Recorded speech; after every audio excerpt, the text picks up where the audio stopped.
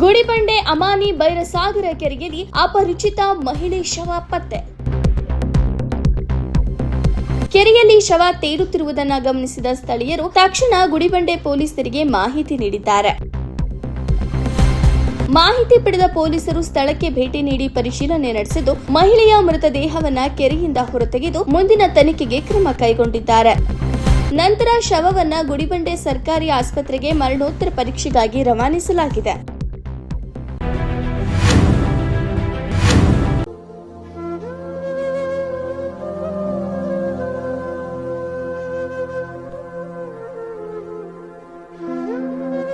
ಗುಡಿಬಂಡೆ ಅಮಾನಿ ಬೈರಸಾಗರ ಕೆರೆಯಲ್ಲಿ ಅಪರಿಚಿತ ಮಹಿಳೆ ಶವ ಪತ್ತೆ.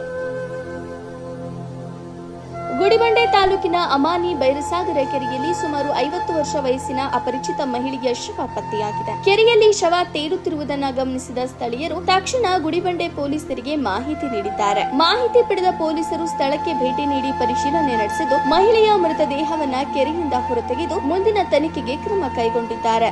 ನಂತರ ಶವವನ್ನ ಗುಡಿಬಂಡೆ ಸರ್ಕಾರಿ ಆಸ್ಪತ್ರೆಗೆ ಮರಣೋತ್ತರ ಪರೀಕ್ಷೆಗಾಗಿ ರವಾನಿಸಲಾಗಿದೆ.